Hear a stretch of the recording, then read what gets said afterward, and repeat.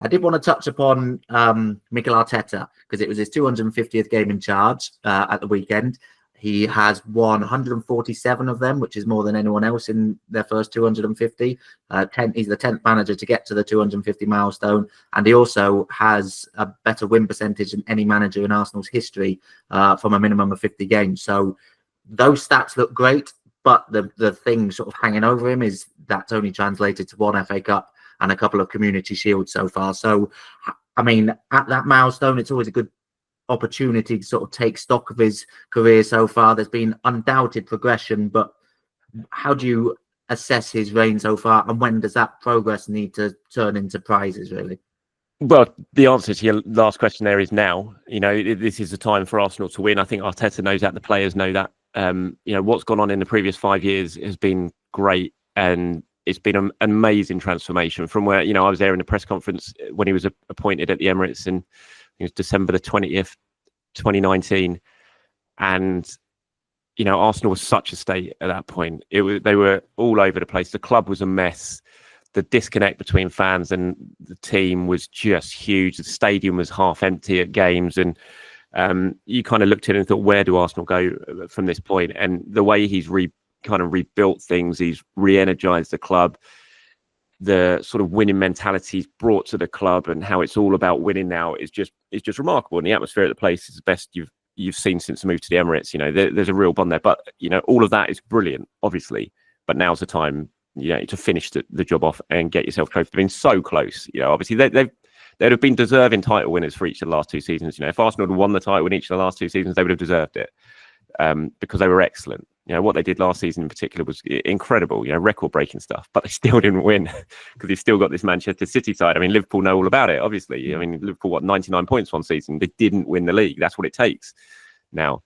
So it's very, very hard. It's easy to sit here and say you've got to win, but you do really, because it would be such a shame if this team ends up sort of splitting up in a couple of years' time without having got any trophies or silverware to show for it, because they've been good enough for it. So it's been a remarkable 5 years. It's been Arsenal fans have loved it, or the majority of Arsenal fans have loved the last 5 years, and there've been so many brilliant memories along the way. And Arteta was asked in the press conference last week in the build-up what's been the highlight of the 5 years so far, the 250, and he said it was like, you know, just bringing the club back together is absolutely the highlight. And that's understandable, because it's been a huge job. It almost looked like an impossible job when he started, and he's done it.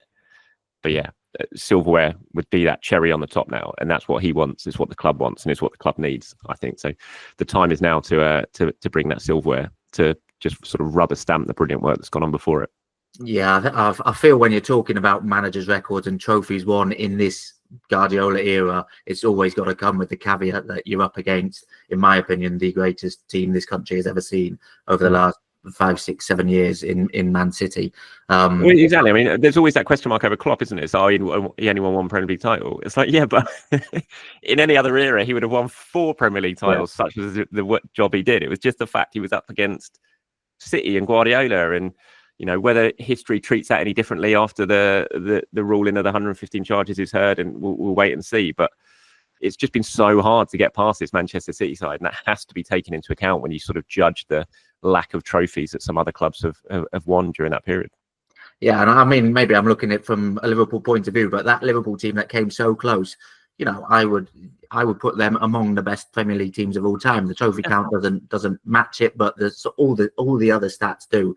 And Arsenal sort of, you know, could be in that position.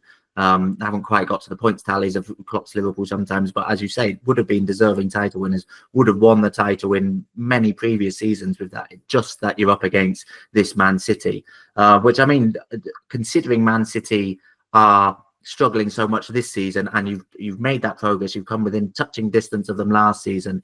If this season falls a bit short through, as much as anything, Arsenal's own shortcomings in this poor form, you'd expect Liverpool to hit a rough patch at some point. I think that most people are expecting that. But if Arsenal come through this, when Man City have dropped off without the Premier League title or without any silverware to show for it, and I don't want to get too far ahead of ourselves and start calling Arteta's position into question or anything, because he's done such a good job, and that shouldn't be the case at all. But does the pressure then begin to grow on him, and the focus turn less away from the progress? If you don't win the title this season, next title, it has to be the has to be the title, or he starts to become under a bit of pressure?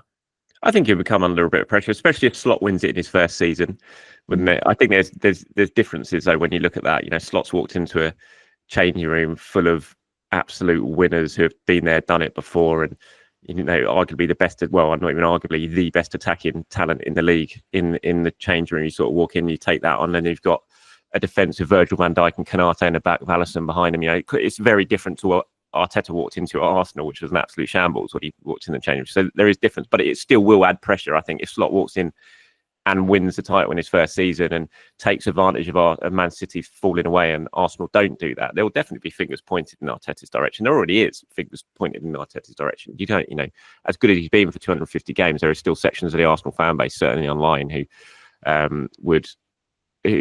question whether he's the guy who can get him over the line. And those questions would only increase if they don't win it this season and Liverpool do ahead of them. But there is a long way to go.